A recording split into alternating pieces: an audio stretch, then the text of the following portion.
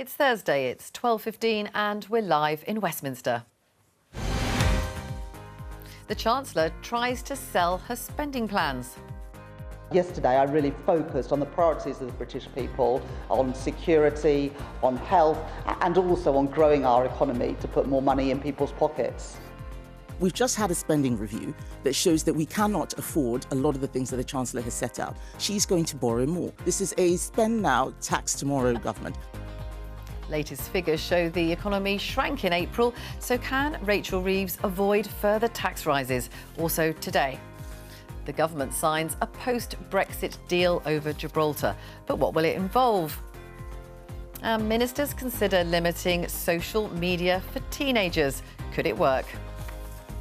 With me today, Labour MP Alex Ballinger, Conservative MP Saqib Bhatti, climate activist Days Agaji, and former Brexit Party MEP and former Conservative advisor Lucy Harris. This is Politics Live.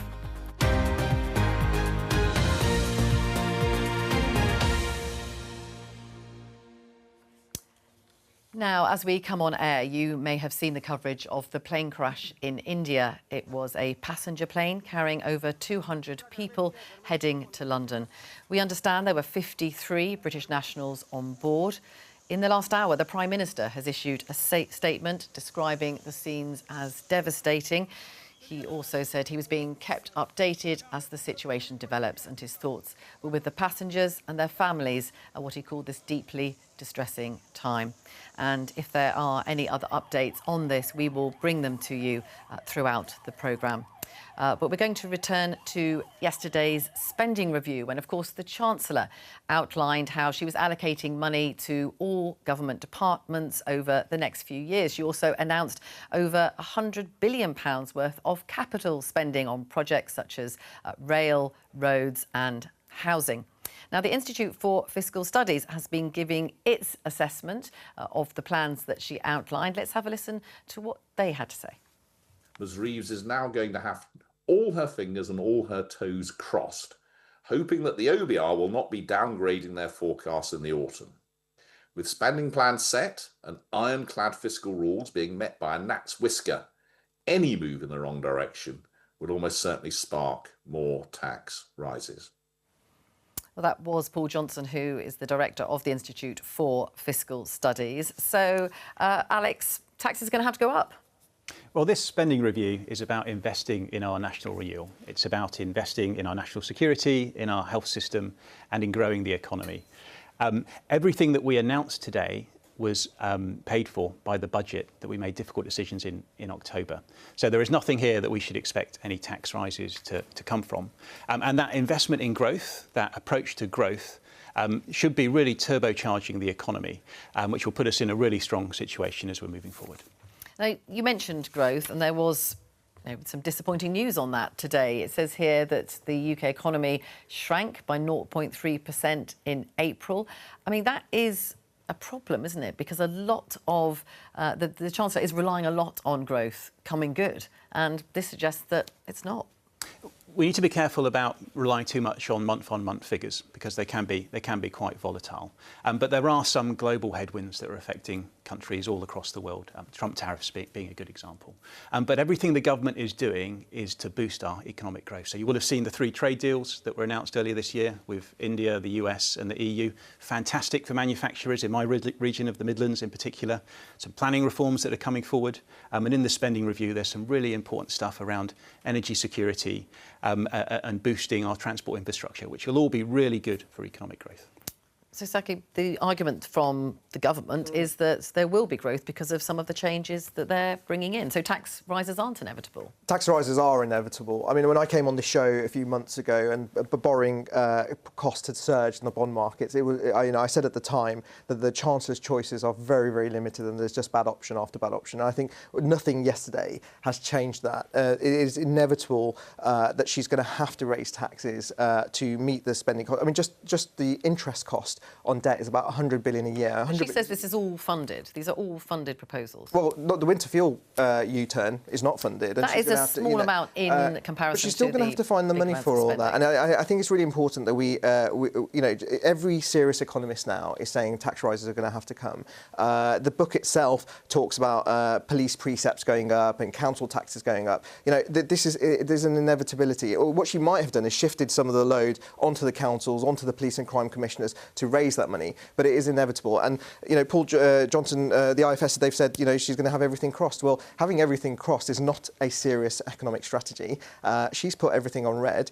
The economy, it was inevitable. By the way, the first month where after the surge in where companies were trying to beat the tariffs, where the national insurance tax rises just finally started to kick in, people were trying to beat the stamp duty changes as well. It was inevitable that this was the month that would show the truer picture. So, I think there's some real difficult times ahead for people.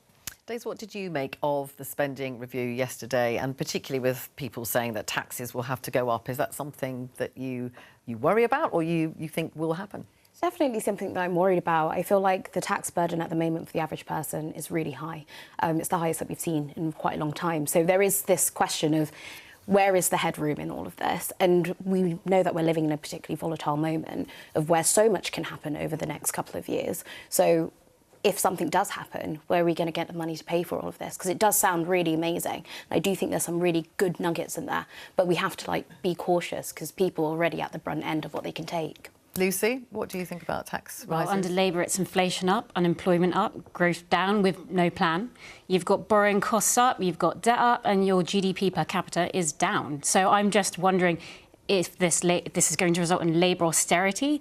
It's going to result in astronomical taxes and uncosted taxes for the average person. You've already tried to reverse your non-doms policy by doing, investor visas, and your jobs tax. You're taxing everyone to their hilt, and this just looks like fiscal mismanagement, if not economic vandalism. Alex? Well, I mean, it's pretty rich coming from Conservatives and Brexit Party members to talk about financial mismanagement after we've all seen what happened with their fantasy economics of increasing spending and reducing taxes at the same time under Liz Truss. It was an absolute disaster. And what this government is delivering is a sensible, prudent spending policy. We've raised the money for this important investment at the October budget last year. And we're getting on for delivering the growth that the country needs, investing in our public services, and we'll talk about health investment in a moment, and really investing in the things that are going to bring down the cost of living that people really care about. We're going to be increasing debt that our children will be servicing for the best part of their lifetimes. The this is a long-term problem that was the largest. It's not just you are making it even worse, though. You're making it even worse. There is no economic creativity. There's no fiscal creativity. There's no braveness. There's no courage. There's nothing that the Labour Party is doing that is going to make us get out of this situation anytime soon. I mean, I already talked about the planning reforms, and they represent the largest increase in growth projected by the OBR of any reforms ever made by a government. So this is a massive change. If they work. It will really turbocharge our growth. Alex, let me ask you about something else, because it's not just political opponents who are slightly unhappy with some of this.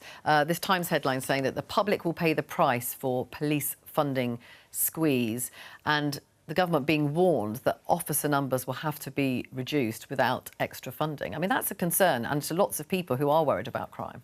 So we have heard the concerns. The police have received a 2.3% increase in real terms on their budget each year through the period of the spending review.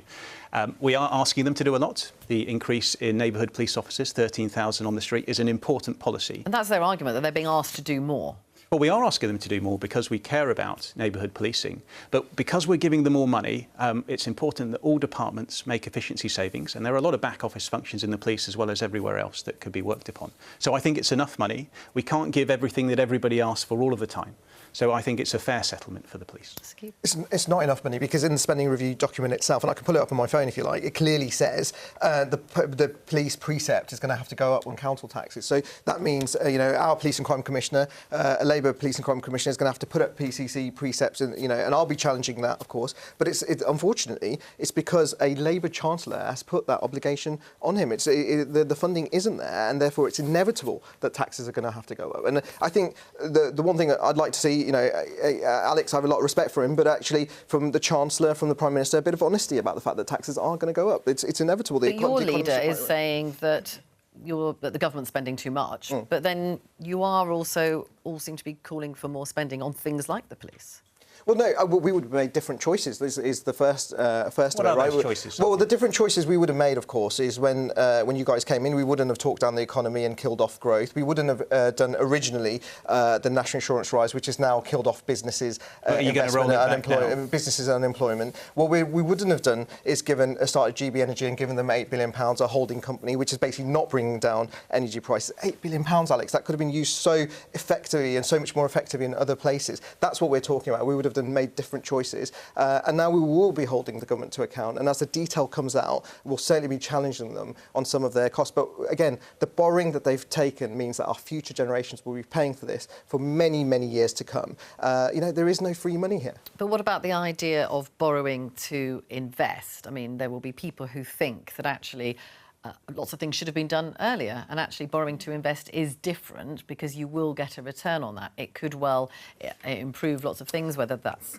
housing, whether it's new roads, whether it's a new rail line, a new tram.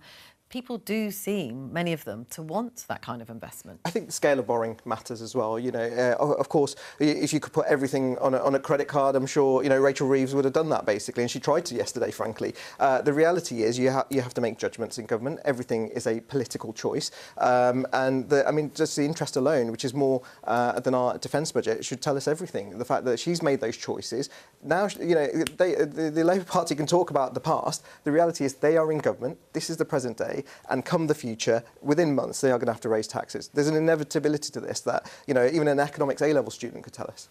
Days, so I was going to ask you about net zero, actually. Yes, I can tag that on to the end as well, because, yes, you talked about honesty and accountability, but they have come up in... It's a really difficult situation that has been left in the legacy in the wake of a Conservative government. And I do think if we're talking about honesty, we have to recognise that as well. Rachel Reeves is in a particularly difficult situation. So I just wanted to bring some awareness to that as well, because I think it's important to recognise this, that they have not been in government for that long, and they are in the moment of very uncharted waters with what's happening internationally and domestically as well. So that's just something to consider. But as you said, she used up all her headroom. She's left no buffer. So when global challenges come, she's not going to be in a place to make decisions without raising taxes. We're here because of the inheritance that we left, Starkey. We had a huge amount of debt, the largest level that we'd seen in my living memory. Public services were on their knees. The reason we're having to invest so much in public services now is because we had record NHS waiting lists. We had police unable to do their job. We had the roads crumbling. We had projects like HS2 that had to be abandoned midway through because the budgeting hadn't been done properly. So there's an enormous mess that we need to clean up. We've made the difficult decisions last year to pay for it. There are cast iron fiscal rules that the Chancellor is going to stick to. Which has already changed, by the way. And the spending review announces how we're going to invest that money that we've raised in renewing our national security, renewing our health and renewing our economy. And this is all important stuff. I want to just ask you about Ed Miliband. You are a climate activist. Were you pleased with the fact that it does seem that he is a bit of a winner when it comes to this, that the Warm Homes Initiative, there was lots of speculation that some of that might be cut, some of that funding and net zero funding, but it doesn't seem to have been. Exactly. It's quite funny that there's been a lot of attention on security and defence and health, but it feels like net zero has been a really big winner in all of this. I really like the idea of this longer term thinking, that she is planning on investing in the long term because, yes, debt will be held for generations. However, the generations have to be here to be able to live it, to even acknowledge that as a real issue. So I really like the ideas of bringing in more nuclear, but I would caution that with the fact that we do already have Hinkley that is still up and going and hasn't actually produced any electricity yet, and it should have been done in 2017. But that's also a legacy that they've also inherited as well. So even though yes, there is the question of debt, and it's something that I'm personally very sceptical about also. I do like this longer term vision, and I also like the idea of bringing in how do you in-bake decarbonisation into other issues, like, for example, transport, and seeing that not just happening in London or the southwest or southeast, but seeing that happening nationally as well. It's really Lucy, important. how do you feel about net zero? It does seem that Ed Miliband has kept his budget going. I'm going to throw the Labour Party a bone and say that well done on finally getting Sizewell C across the board, because I think that's great. I think nuclear energy is the way forward. But I also think that, they didn't start it. The Conservative Party started a lot of decisions behind Sizewell C, and then also SMRs, the Reform Party are also looking into that. So it's not like That's small modular reactors. Small modular reactors. And so, I think a lot of the ideas you're just continuing from a Conservative standpoint and stealing it from other parties. And what about net zero? I think net zero is a great idea, and I think if you can make it work, then it's a good idea. We were talking there about maybe Ed Miliband being one of the winners, but the NHS as well, NHS funding was seen by many as being potentially one of the winners here. I'm joined now by the Executive Director of the Royal College of Nursing in England, Patricia Marquis. Thank you very much for speaking to us today. The 3% increase to NHS funding has been welcomed by many people. What's your reaction to it? Yeah, well, of course, we also welcome the fact that the NHS is being protected in a way that some other departments obviously haven't been, but it's not a transformational amount, and we remain really concerned that actually it probably isn't enough to really see the transformation plans that the government have got in place or in their ambitions actually followed through. For us, it was good to hear that the Chancellor mentioned nursing and said they recognised our contribution. But from our perspective, we really need to see change for nursing. It's in crisis, the pay isn't enough, student numbers are falling significantly. And if there's to be any hope in delivering against those ambitious plans, then they really need to get the workforce plan right, and critically, they need to get the nursing workforce right. You are consulting members, aren't you, on whether to accept the pay offer as it stands, which is, I think, 3.6% recommended by the pay review body. What would it take for the government to potentially avoid strike action? Is that the next step? Yeah, so just to be clear, it's a pay award, it's not an offer, so that our members will get it regardless of how they vote. But what we always ask our members, what do you think? Do you think this is enough? And if we get a resounding no, which we suspect we will, our ask really of the government is not just about the cost of living rise. It's really for a fundamental change to the structure of the pay system in the NHS. We see many of our members, many nurses who are weighted to the bottom of the NHS pay structure. So they are still paid the same essentially and the same pay band after 40 years as they were at the beginning of their career. With all that expertise, all that experience that they've developed, they are stuck at the bottom. So we are absolutely clear that what we need the government to do is come and speak to us and talk to us about what nursing needs to help it to be a much more attractive career. It's an amazing job. I've loved my career, absolutely privileged to be able to have done what I've done, both with patients and working for the Royal College. But it needs to change. It needs to reflect. The pay system needs to reflect what nurses do now, and there needs to be more support for a career structure that helps them to stay, but also a student structure that welcomes people and enables them to come in and thrive as students as well. There will be, though, won't there, some people who, although they are sympathetic to your call for more money, there will be patients who will be really dismayed at the possibility of more strike action. Do you really think that's responsible, given that the NHS has been given a relatively large settlement yesterday? Look, we're not even talking about strike at the moment. That's not on our agenda. Our agenda is hearing from our members what they think of the current award. And what our desire is, depending on the response that we get from our members, is to have a conversation with the government about what comes next. We're a sensible profession. Strike is a last resort. our members absolutely do not want to do anything that impacts on patients. But what they do know is what's happening now is impacting on patients. There aren't enough nurses to deliver the care that services that patients need. And our fight will be a fight for patients as well as it is for pay for nurses.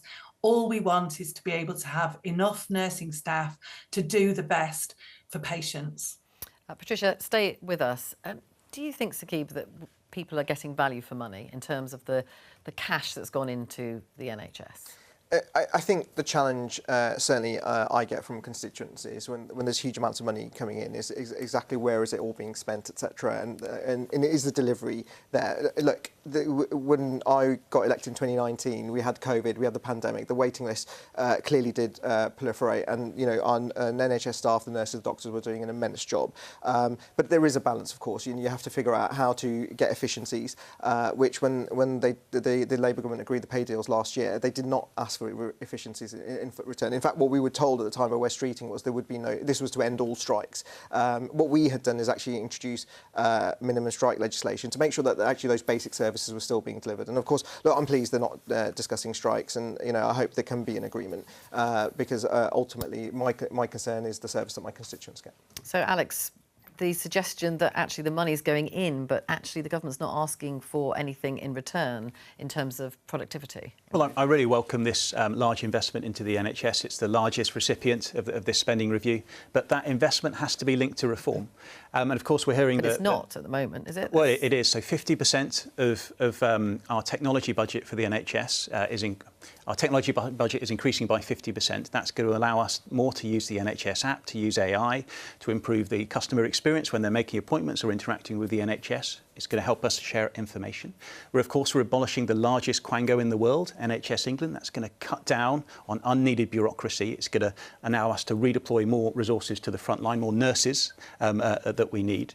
And of course, all of these changes need to recognise the important work that nurses do, because they are really doing an incredible job. They are under-resourced, and we do need to train more nurses in the UK. And I'm pleased to see that we're addressing a lot of these things in the spending review.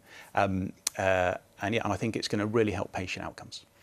When people look at what the public feel about the NHS, there does seem to be a lot of love for the NHS. People want it to be protected. But I think people's individual experiences sometimes, there is a frustration sometimes that it's not working efficiently enough. Do you think that's the case? Yeah, I think it's true.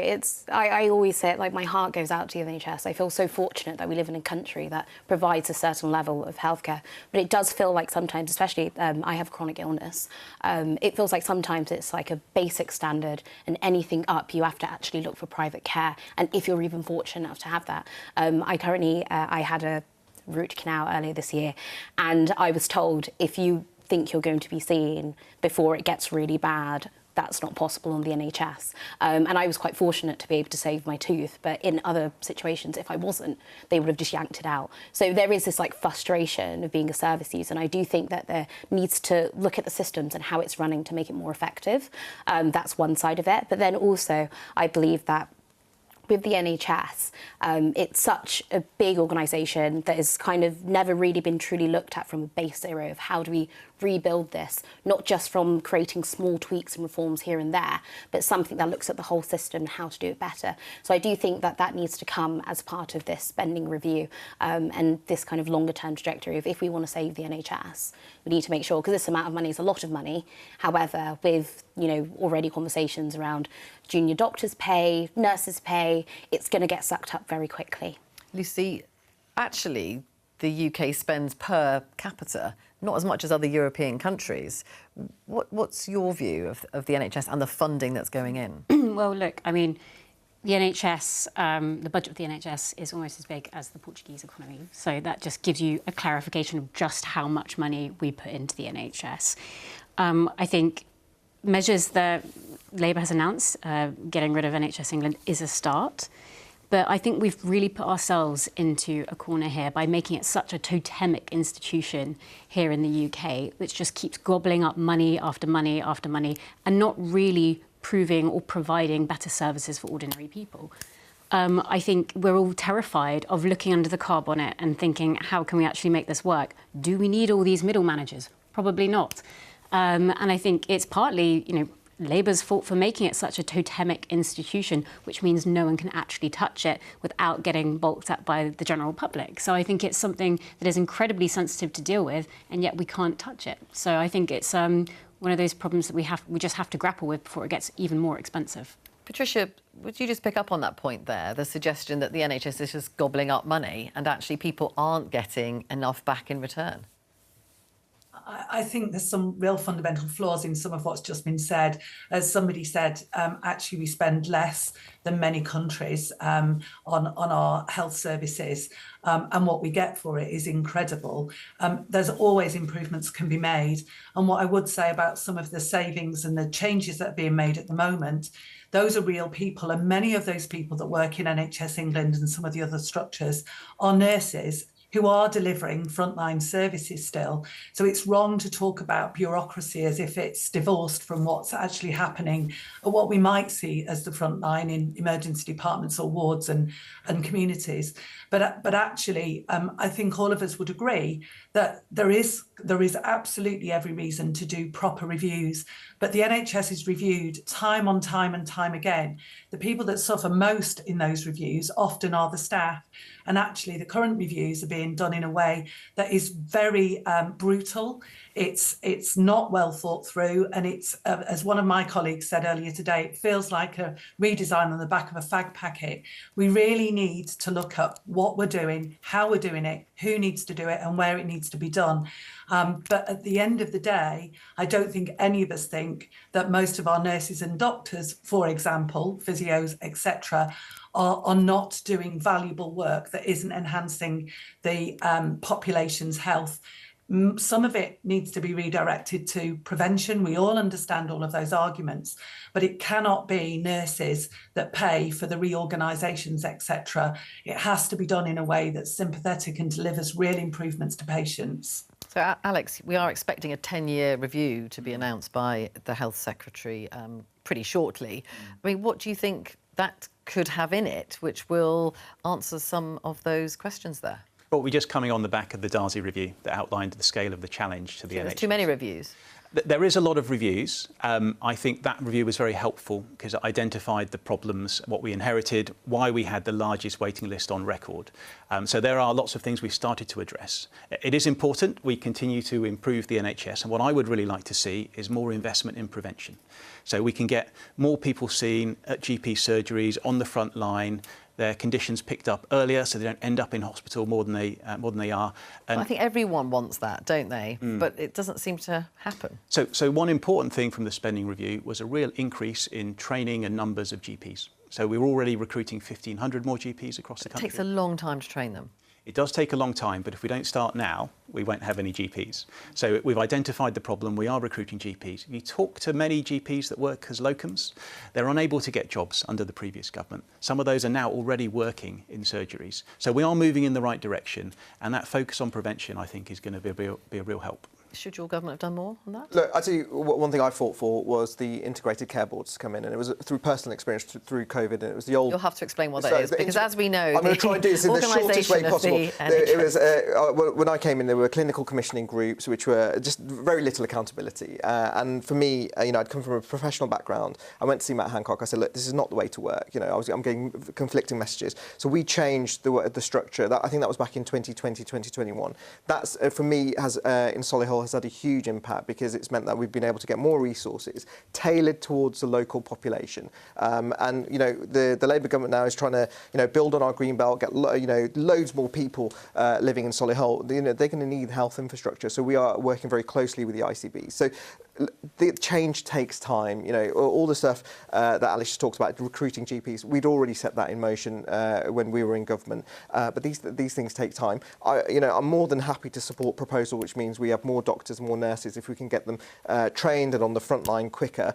But the fundamental issue is still there, that there's a huge amount of money going into the NHS, and certainly my constituents want to make sure that it's spent in the right place and they're getting better quality of service. So that accountability really matters. And Patricia, just a final word from you. When do you think you will have the results, if you like, of your survey of members about that pay award?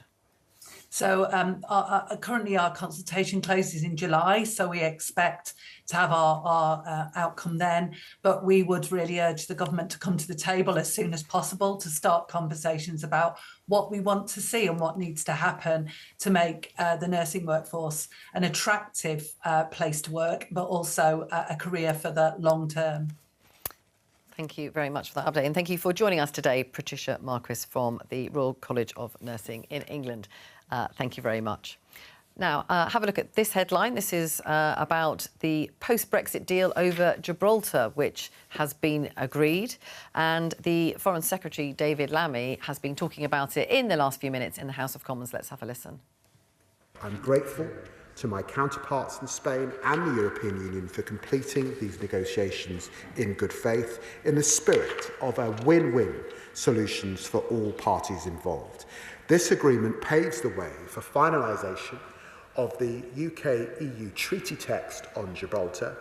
All parties have committed to completing this as quickly as possible. And I can reassure honourable members that the House will have the opportunity, of course, to scrutinise it in the usual way. I hope that members on all sides of this House take this with the seriousness that it deserves and back the solution which Gibraltar's Chief Minister and I have come to, guaranteeing Gibraltar's sovereignty, economy and way of life.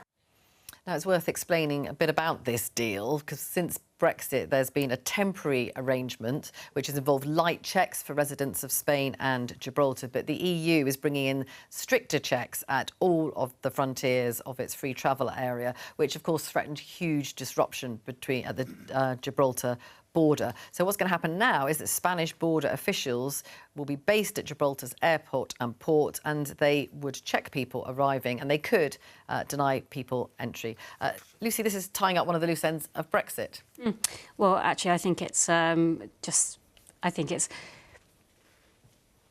outstanding, actually, that the Labour government again has sold off something that belongs to the British people. It hasn't changed the sovereignty of Gibraltar. No, it's anti-British. It's just another thing and it's another episode in a series of anti-British moves by David Lammy. And I think that it's completely anti-democratic. You're not asking the people of Gibraltar what they want.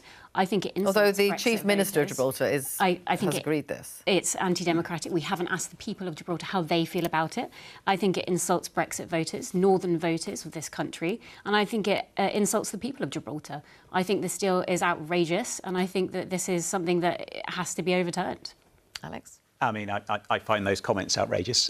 Of course, the democratically elected Chief Minister of Gibraltar is fully supportive of the deal. We're only here because nearly 10 years after Brexit was voted for, the Conservatives were unable to get a sensible deal over the line that was suitable for the people of Gibraltar. All this does is improve the border crossing point that was at risk of being closed, by the way, and would have cost hundreds of millions of pounds of British taxpayers' money had it been closed.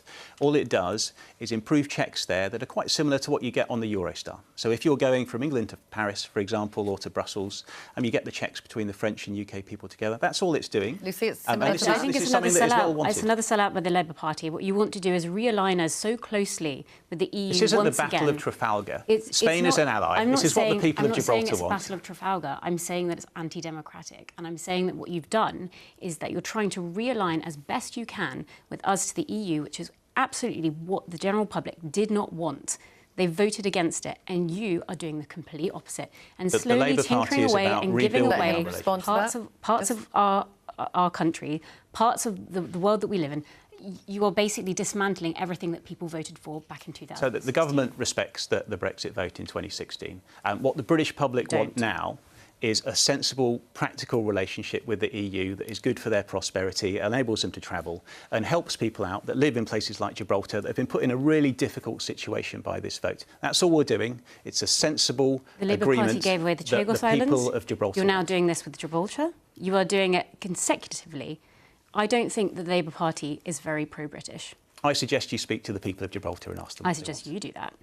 Saqib, what do you think? Look, fundamentally... You would have had to have done this, Look, you? fundamentally, I don't trust David Lammy to do a good deal for Britain. When Labour walks into a room... How would you have resolved? This was going to be an issue. Let me say this on this. I'm going to wait to see the detail of this. But the reality is, on the back of the Chagos deal, which has given away £30 billion, which, by the way, the first tax cut delivered by Rachel Reeves, as Mel tried yesterday, is for the Mauritian people, you know, as they did in their budget last week. Let's just stick to Gibraltar for now. But it matters because it's about the quality of negotiation. And so I'm going to wait to see... Obviously, I didn't see the statement, so I'm going to wait to see the detail of this, but I'm very, very worried about every time David Lammy does a deal that we lose out. And you know, look, if I'm speaking, but isn't this just making the border crossing there workable? Well, look, obviously there was a temporary arrangement in place. But like I said, I'm going to go to see the detail on this. But the track record that David Lammy has, you know, if you're in a British overseas territory, I say watch out, David Lammy's about, and you know that's really the issue here. This deal saves us hundreds of millions of pounds that otherwise would have been the cost of a hard border. What about the £30 billion we've just given to Chagos for their and the Mauritians for their tax cuts? Why did you start negotiating on Chagos in the first place? You started negotiating because you knew there was a threat to the most important base in the Indo-Pacific. Okay, I'll let each other speak. You closed the deal at £30 billion, and they're now giving income tax cuts to their people, while Rachel Reeves is going to have to raise taxes for British people. I think there is no doubt, actually, that when Labour negotiates, Britain loses. So you recognise and started the negotiations on Chagos, as you started the negotiations on Gibraltar, by the way, and you were unable to finish them. I was in the State Department a couple of weeks ago speaking to Washington. They're our most important security partner. They have been fully welcoming of our deal with Chagos because they know how important it is to all of our national security. Yeah, I think it's really important in a time of where we're living in the era of hard power that we do actually have a success in Gibraltar. There are so many people who go across that border on a daily basis, either for leisure or for work, and this is going to make their life a lot easier. So I think, yeah, this is something that we should celebrate, especially as David Lammy, not my biggest fan because he hasn't done a lot on the situation in Gaza. However, there is this success that we can actually celebrate and actually see him doing something that's useful. Right, let's have a look at this BBC News headline saying that the government is considering social media time limits for children, tougher online safety measures and wanting to limit the amount of time that children can spend on social media. The proposals include a 2-hour cap on the use of individual media apps and a 10 o'clock curfew. So, what do you make of that, Alex? Well, I speak to lots of parents and schools in Halesowen, and they tell me about the challenges with cyberbullying when children use social media, image challenges, a lot of access to inappropriate content. So I think it's really sensible that the government is looking at ways that we can limit children's exposure to really dangerous things. And if I speak to schools, they're already banning smartphones in most schools around the country because they know about the risks. So if there were some sensible regulations that were coming in place, I think that's the kind of thing I would support.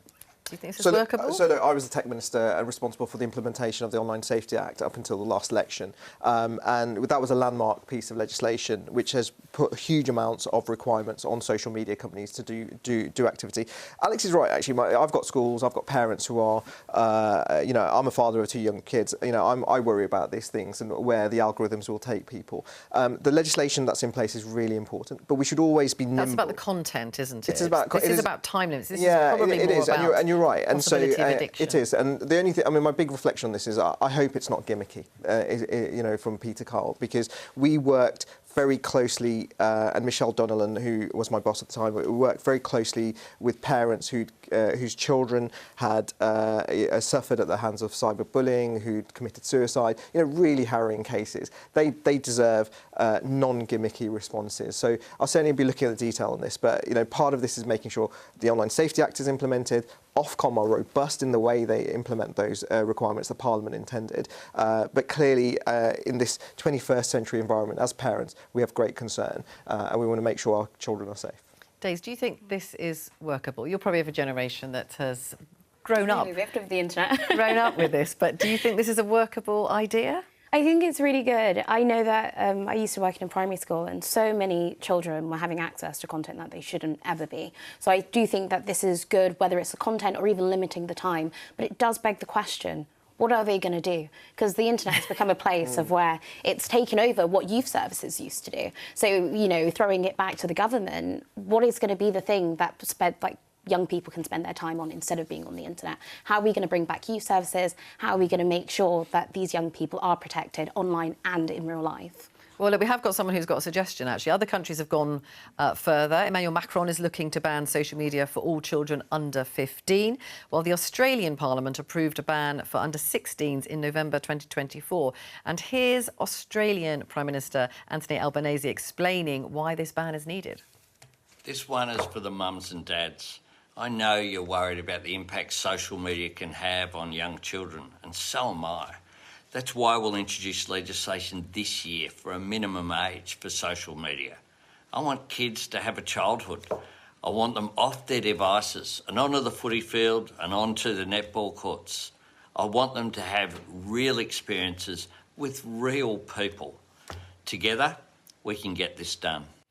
That was the Australian Prime Minister speaking last year, Anthony Albanese. Lucy, what do you make of this? Do you think this is... I mean, everyone seems to like the idea of it. Is it workable? Look, I always wonder about overreach from the state. You know, I think it's something that parents should be focused on, parents should be looking at. I always get a bit nervous when the state sort of intervenes on something that I think parents should be pushing forward and looking at.